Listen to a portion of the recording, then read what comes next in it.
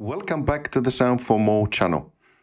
Today I have the pleasure to introduce you to Tone2 Saurus, which is a fantastic product with a true analog synth emulation. Before I continue, I would like to remind my viewers to subscribe as it helps with growing the channel. Thank you very much.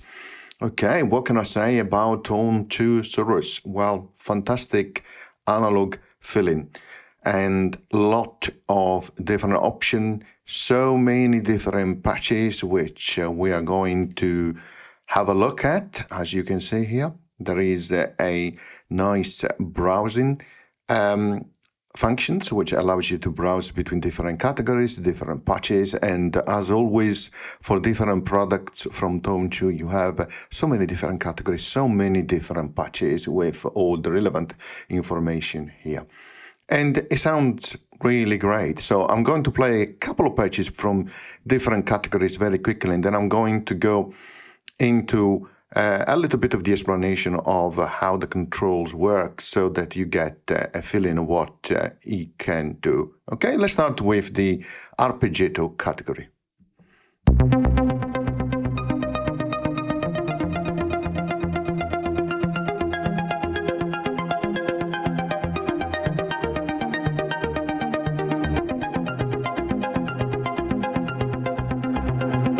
As you can hear, it is really nice.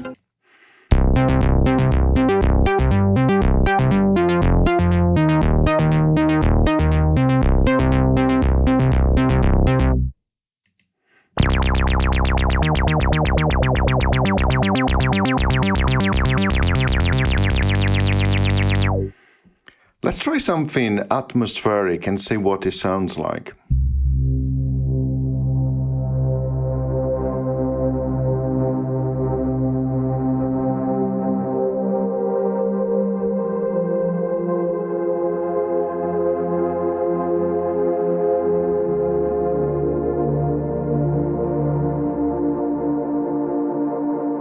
I hope you agree with me, the sound is really tremendously good.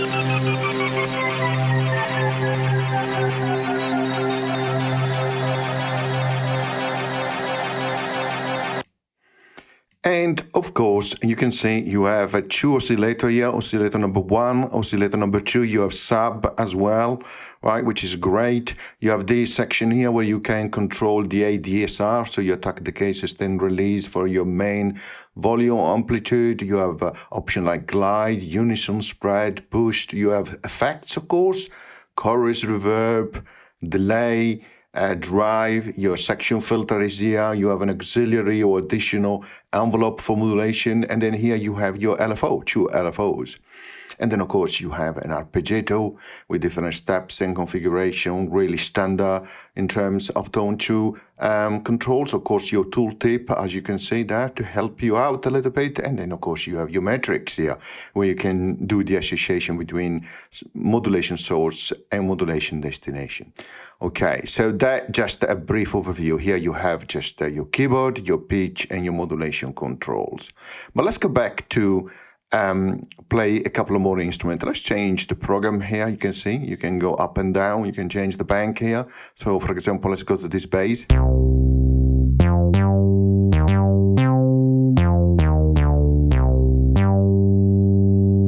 Let's go to some brass. That's where you get a true feeling of what it sounds like from an analog point of view, right? Brass.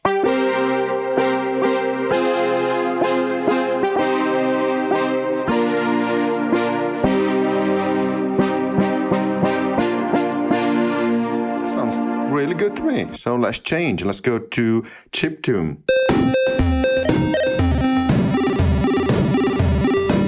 Really nice. So you have a lot of different options there if you like chiptunes, drums. Of course, remember this is a analog reproduction, effects, of course,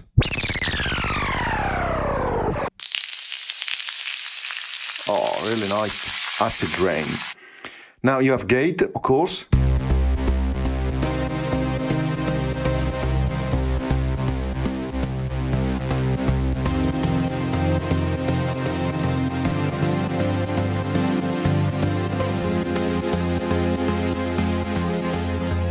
Let's try a few more from the gate section.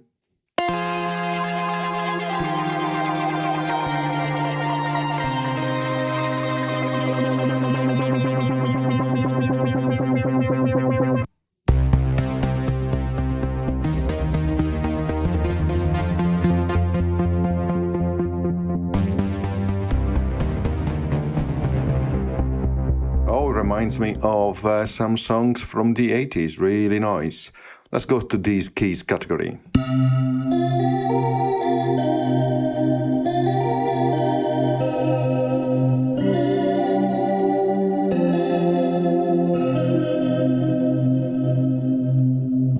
I like it very much. You can change the different programs or patches here. It's really nice.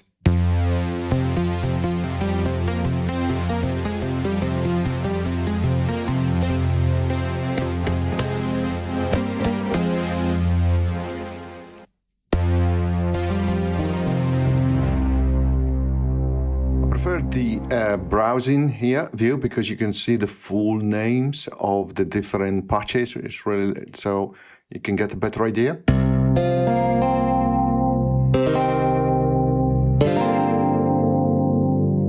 Great, and of course you have a lot of lead sound.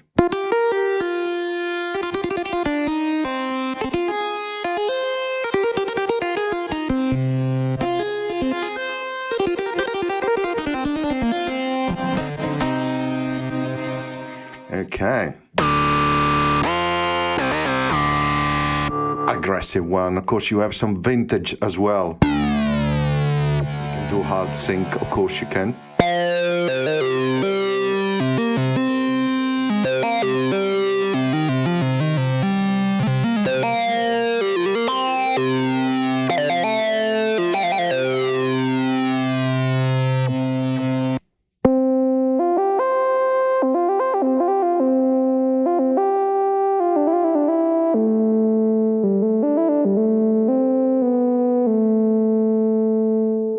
Pad. I always love pads.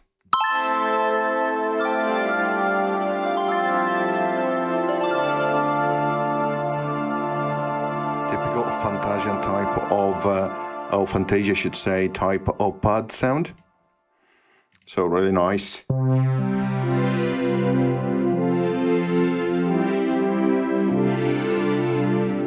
Type of pad, brass type of analog pad. That's bad.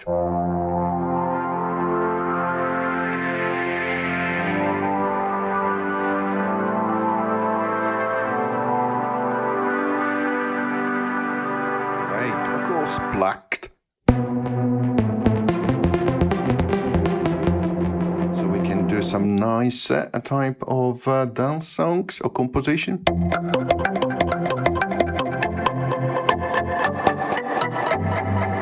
Really great.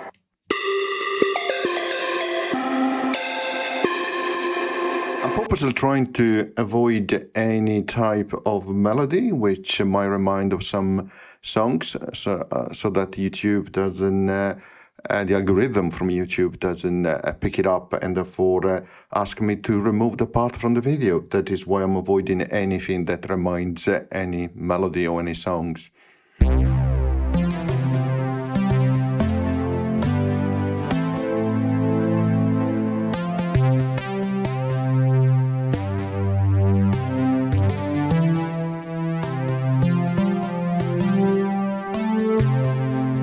Of course, you always have a semi-real category as well inside Tone2 product,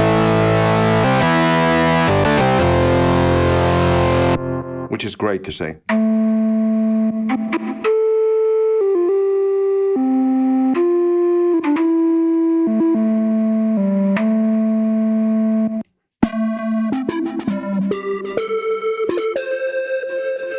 also piano, why not?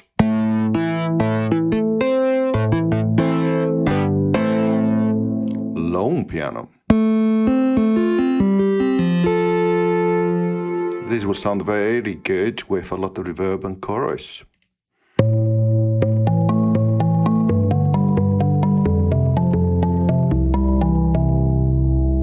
Of course, we have a sequence category, so we can use the arpeggiator as well.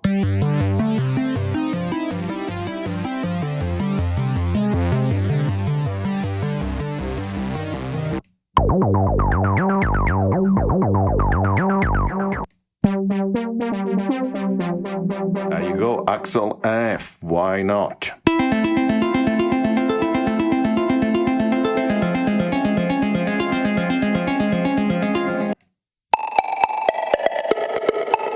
Popcorn, so nice to hear.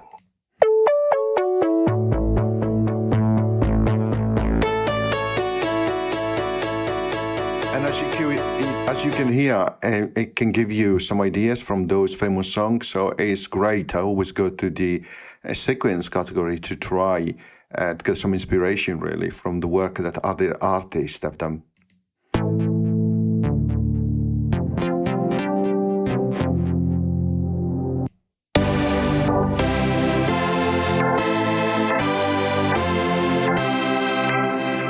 Great. Love Stack, synth, of course.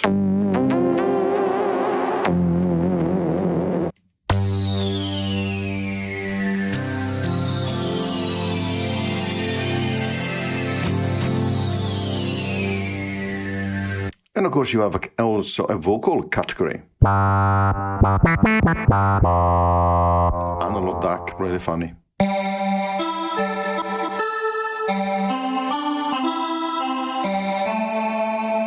So you get an idea of what it can do and how it sounds like. Here you have an option which says file. Click on it. You can load, save a patch, save it with a different name, download sounds. You can randomize the creation of a patch, which is great fun. Because you can do that as many times as you like. And see what it creates for you. That's always useful. You can initialize it as from an analog perspective, digital perspective. I like that you have always on, or mostly I should say, on the Tone2 product, initialization of different parts of the engine. So what is metrics, the arpeggiator gate. So, you know, it's great to have that. You can load and save arpeggiators. So ones that you worked on for a long time, you clean the metrics, you can reset the MIDI learn, you can see the version, you can go to the manual as a link. So let's initialize it as a digital patch. That's what it sounds like. Let's initialize it as an analog patch. You can see the settings are different. Now let's go back to the digital patch. Let's start from there and let's see what we can do. So you can see here you have an oscillator 1 with a sub, and then you have oscillator 2 and a sub here as well. If you click here, you can change the waveform.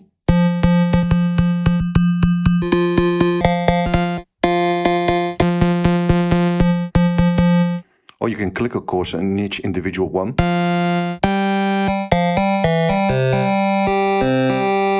Let's go to this one square. You can see also the description on the top.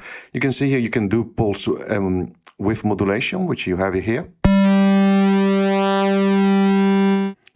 You can adjust the tone, of course, here. You can introduce noise from an amplitude modulation perspective or from a frequency modulation perspective. So you can change the overall tune, of course. Then you can add a sub here. You can choose the waveform here as well. Here you have the mix.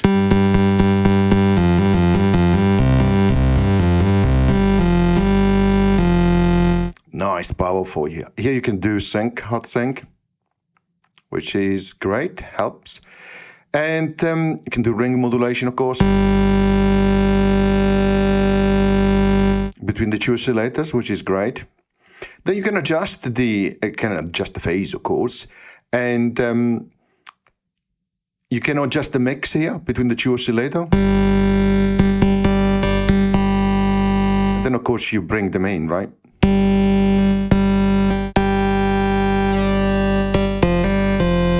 can set the drift, detuning. Introduce again the other sub-oscillator.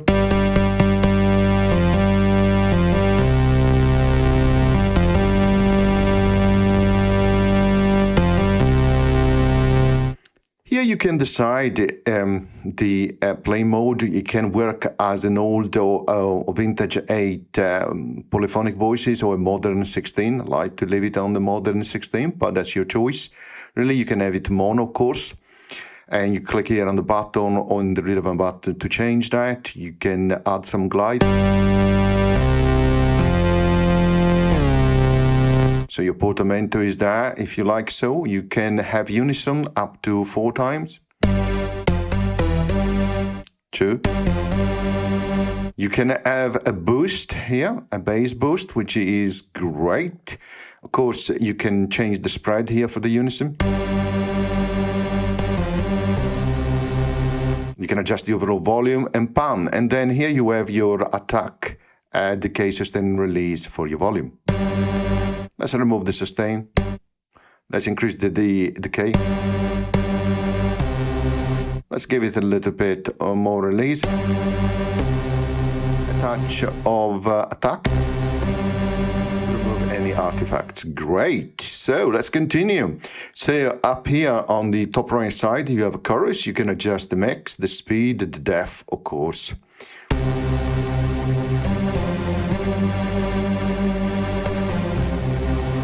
Remember to check here your RMS meter. So if it goes in red, we pick. You can still adjust your volume.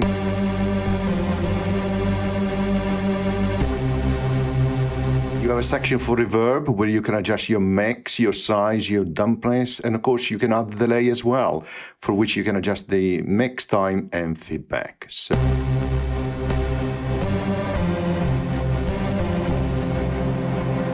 nice reverb. Let's add delay. Change the timing. Increase back the volume. Unison at 4.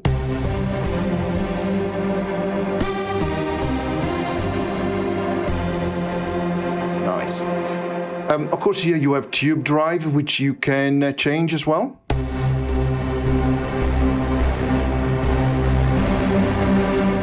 Again, be careful with the levels. Then here you have a filter section.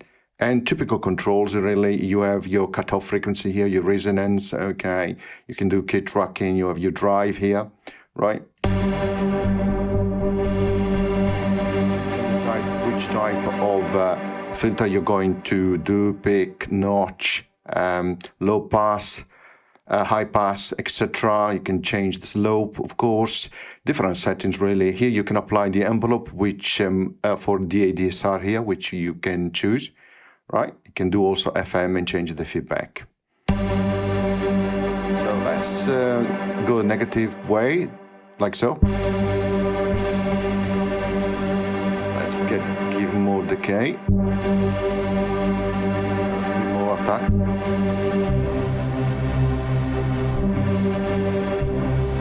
Perhaps change the initial position of the filter cutoff.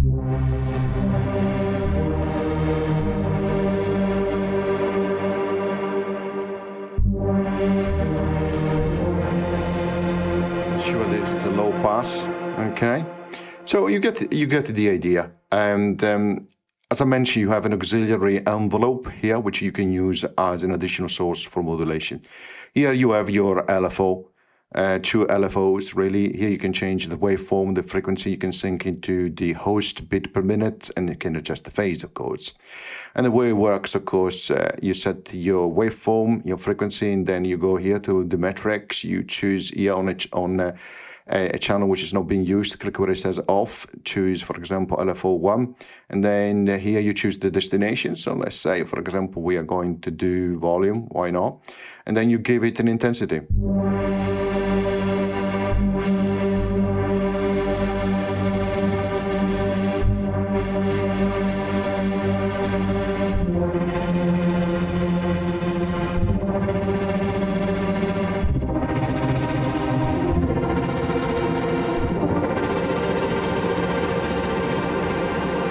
And as you can see, you have three screens, 3 pages of metrics. So you have a lot of different options for adding more modulation effects. Again, you can choose the additional envelope here. So again, you can find all the different selection here of what you can use as a source, including a waveform, which is great.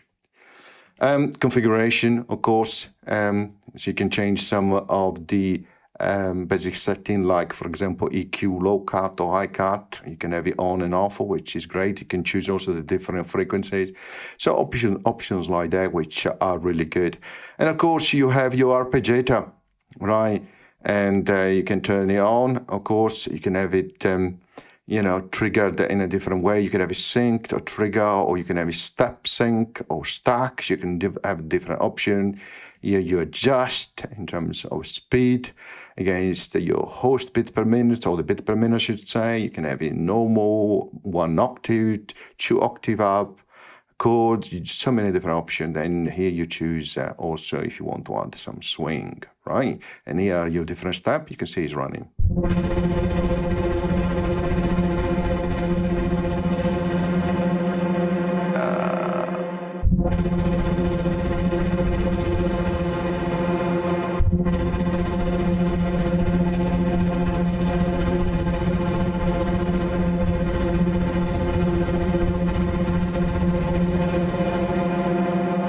Let's remove for a moment the LFO on the volume.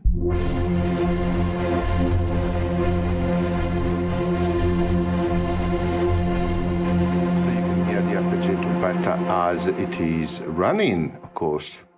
You see, you can adjust the step, which is really great.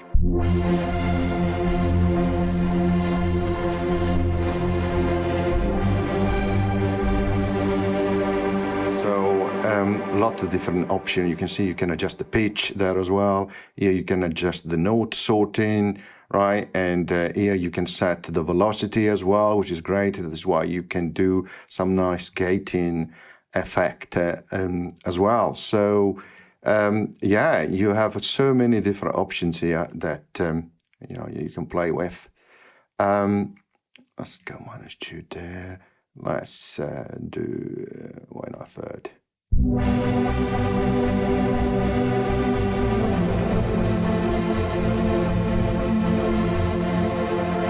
Some swing.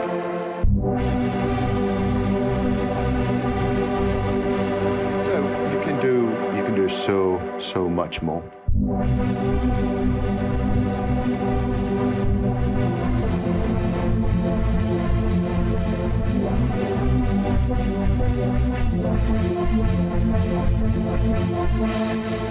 Okay, I'm going to stop here. I hope you enjoyed the short patches demonstration and also an introduction on the controls, on the features of the synth. And as always, see you next time. Bye.